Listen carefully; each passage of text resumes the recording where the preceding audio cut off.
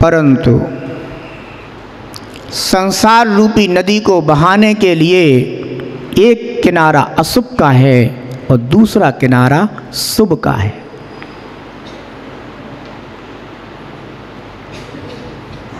एक किनारा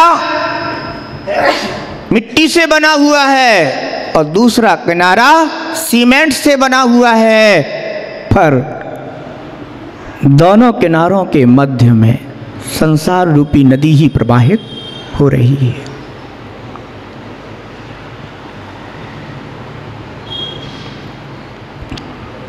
ध्यान रखना, अगर कोई जीव ऐसा विचार करता है कि मैं शुभ कार्यों में तो प्रवृत्त हूं, तो अब तो मेरा भला होगा, पर भला किसे कहते हैं, हित किसे कहते हैं, सहज जीव जानते नहीं हैं।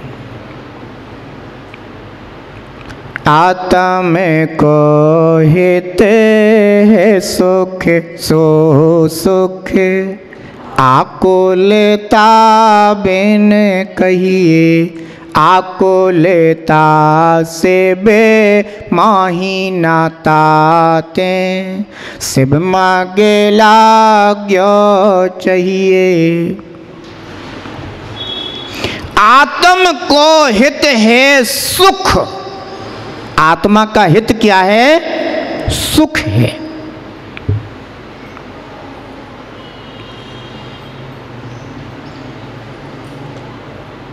व्यापार सुख देता है क्या?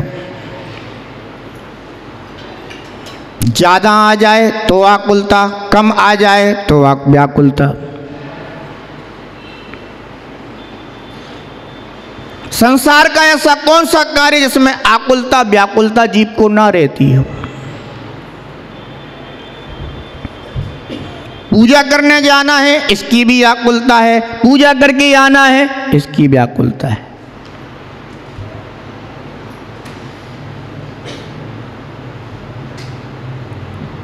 बंदो ध्यान रखना, आकुलता व्याकुलता जब तक है तब तक सुख नहीं है। आत्म को हित है सुख, सो सुख आकुलता बिन कहिए। सुख तो आकुलता के बिना है।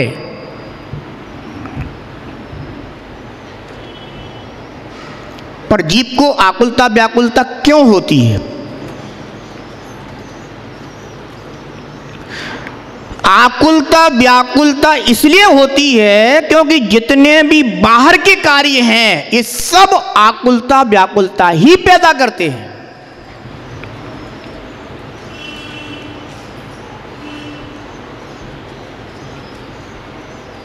जैसे पिता को अपनी बेटी की चिंता है,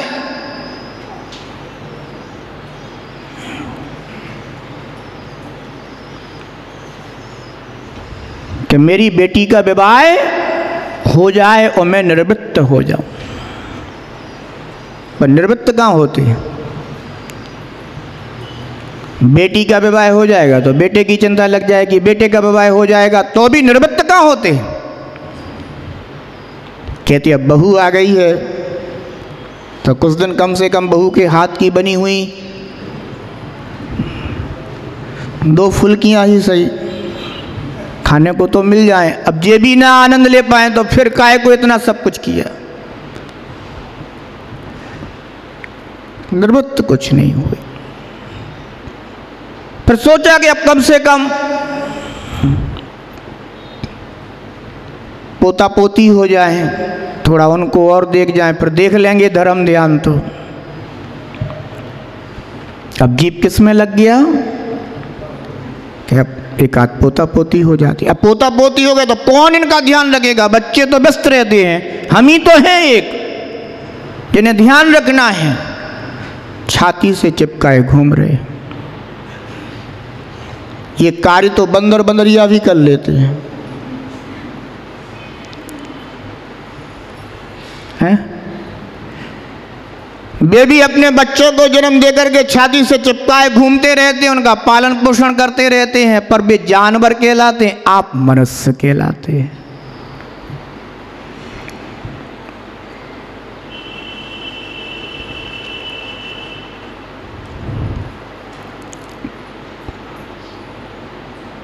विचार करो, परिवार है, परिवार के प्रति अपने कर्तव्य आप करें, पर अपने लिए भी तो जो करने योग्य है वो भी तो करें। परिवार का राग दुर्गति का मार्ग है, व्यापार का मार्ग दुर्गति का मार्ग है, और भी बाहर के जितने कार्य सब आकुलता व्याकुलता ही पैदा करते हैं।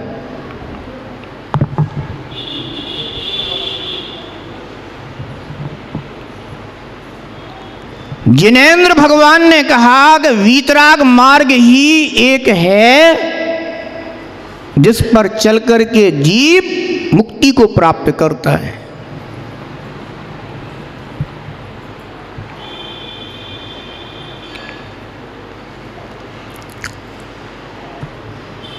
मंदिर, तीर्थ, भगवान, इनमें भी राग करने को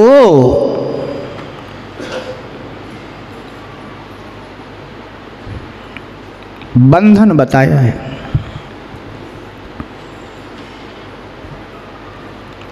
अब साधुजन है,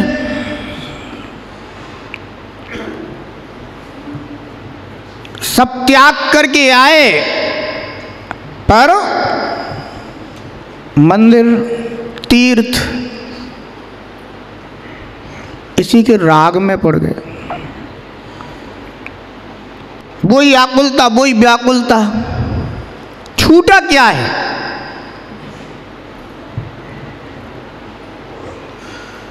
निर्वाण के लिए चले थे, निर्माण में लग गए। निर्वाण कहां फलित हो पाए?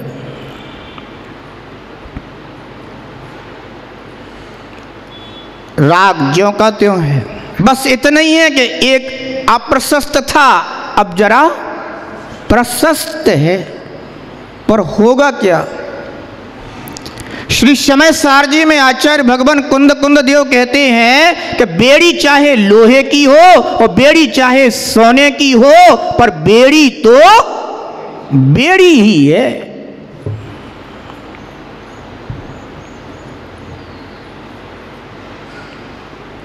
पिटाई चाहे प्लास्टिक के जूते से हो और चाहे सोने के जूते से हो, पर कहा तो यही जाएगा कि जूते पड़े। ये थोड़ी कहा जाएगा कि बहुत पुण्यात्मा थे, उनमें सोने के जूते पड़े।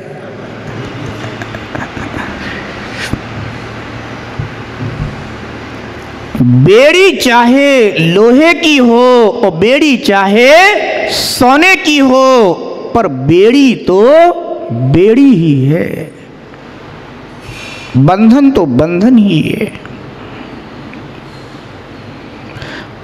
किसी को धूप में लोहे की बेड़ी से बांध के खड़ा कर दिया जाए और किसी को धूप में सोने की बेड़ी से बांध के खड़ा कर दिया जाए, दोनों के दुख में कोई अंतर है क्या? वही पीड़ा, वही कष्ट। बस इतना ही हो सकता है कि देख देख मैं सोने की बेड़ी से बंधा हूं। अज्ञानी मानता रहे कि मैं सोने की बेड़ी से बंधा हूं, पर यह नहीं जानता है कि तपन तो दोनों के लिए बराबर ही है।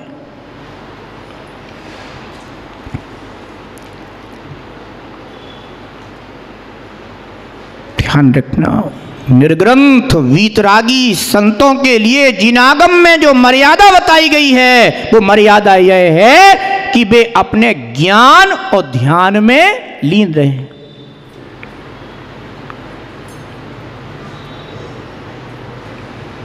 विषयासा बसाती तो निरारंभो परिग्रह। ज्ञान ध्यान तपोरक्तः तपस्वी सा प्रशस्यते। स्वयं भी ज्ञान ध्यान में लीन रहे और जो श्रावक जन हैं, ग्रस्त जन हैं, उन्हें भी यह प्रेरणा दें कि देख भाई, तू जो इस व्यापार धंधे में लगा हुआ है, इससे तू निरंतर पाप कर्म का ही उपार्जन कर रहा है। अब तुझे थोड़ा ज्ञान ध्यान में लग करके अपने चित्त को निर्मल करना चाहिए, अपने चित्त को मोहरहित करना चाहिए, अपने हृदय को राग रहित करना चाहिए, अपने आत्मा को इन आसक्तियों से, लोभ से मुक्त करना चाहिए। क्योंकि यही आत्मा के लिए बंधन के कारण है, अहित के कारण है, दुख के कारण है।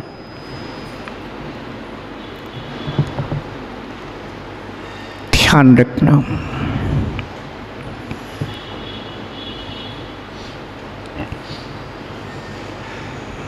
कोई घर का निर्माण करा रहा है इसलिए फंसा है, कोई मंदिर का निर्माण करा रहा है इसलिए फंसा है। फंसे दोनों है, चिंताएं दोनों की एक जैसी है, विकल्प एक जैसे है। एक ग्राहकों से कमा रहा है क्योंकि उसे मकान बनाना है, एक श्रावकों से कमा रहा है क्योंकि उसे मंदिर बनाना है। परिणामों में कहां अंतर है? और इन परिणामों का परिणाम क्या होगा? आचार्य भगवान योगेंदु देव कह रहे हैं कि धंधे में लगा है इसलिए निर्वाण नहीं पाता।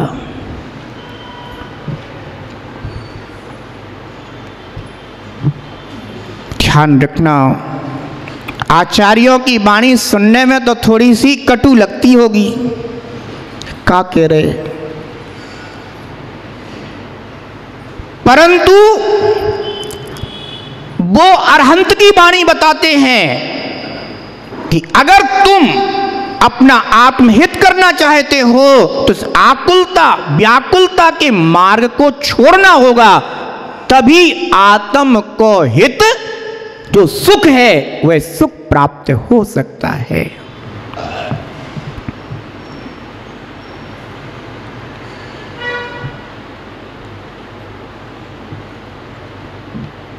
भगवान कहते हैं अपनी चिंता करो,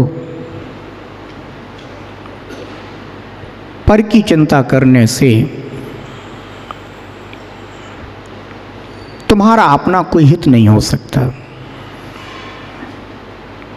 पर को तो केवल मार्ग बताओ, हितकारी मार्ग बताओ, उसकी चिंता करने से तुम्हारा कुछ कल्याण हो जाएगा, ये तीन काल में संभव नहीं है। उत्तमा स्वात्म चिंता स्यात्, मोह चिंता च मध्यमा, अधमा काम चिंता स्यात्, पर चिंता धमा धमा।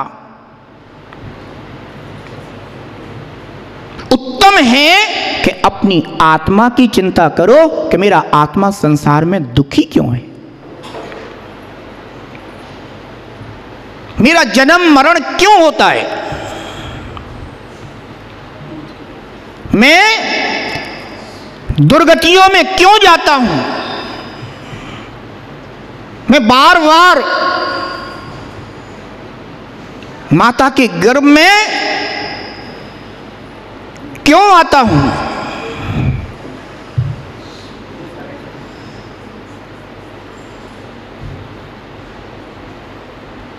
मैं बार बार तुच्छ योनियों में क्यों पैदा होता हूं। ओहो, विचार नहीं आता, दुख नहीं होता। बंधुओं, पुण्य हमेशा साथ नहीं देता, ये हमेशा ध्यान रखना। आज जो धन वैभव अनुकूलताएं अपने को दिखाई दे रही हैं ना, पल भर का भी पता नहीं है कि पल भर में क्या परिवर्तन हो जाए और जीवन में कैसे दिन आ जाएं।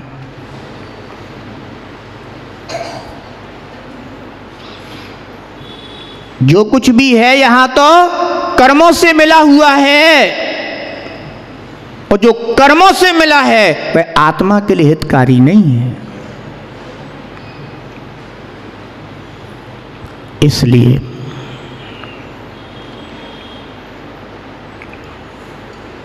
व्यापारी बनो, पर उतने ही जितनी आवश्यकता हो। लिमिट बनाओ, सीमा बनाओ।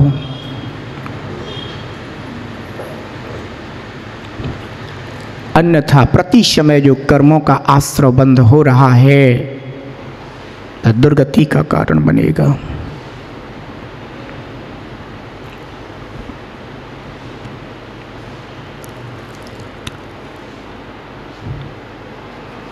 विचार करना, कितने काम बाकी हैं और कितने काम अभी तक निपटा लिए हैं और बाकी कितने हैं जो तुम्हें करना है।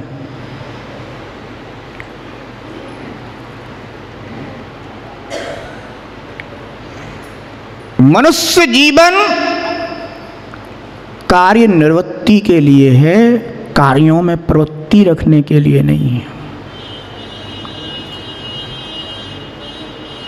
इस जीवन में आप जितने छूट सकें और जितना समय अपने आत्म चिंतन, आत्म मनन, आत्म ज्ञान में आप दे सकें उतना ही श्रेयस्कर है।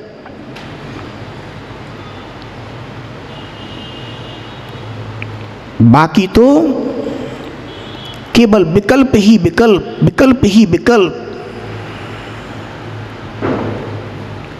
उन्हीं को उत्पन्न करने वाले कारण मिलते रहते हैं।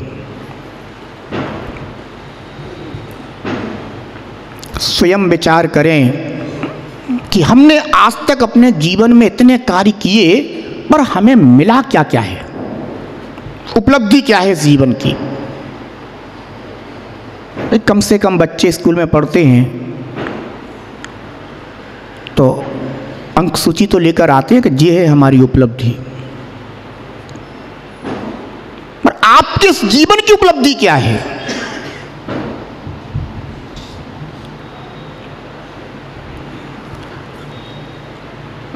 आपके पास अपने चिंतन के लिए समय नहीं,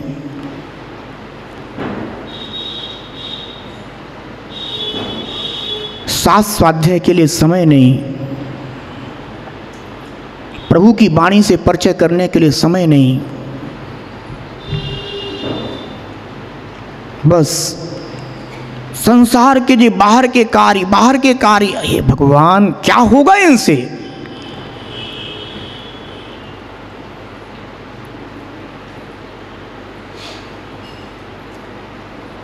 ये ईंट चूने पत्थर के जितने भी कार्य हैं, कितने भी कर जाओ, एक दिन सब खंडर हो जाएंगे।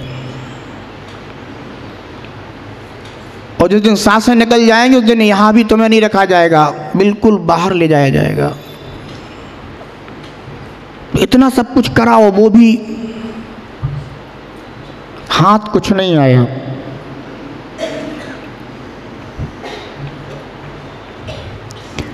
जो करने योग्य निचेतन भगवान आत्मा का कार्य था कि मैं सहज शुद्ध गायक स्वभावी भगवान आत्मा हूँ, मेरे आत्मा में ना राग है, ना द्वेष है, ना क्रोध है, ना मोह है, ना लोभ है, ऐसा मैं निर्मल भगवान आत्मा हूँ।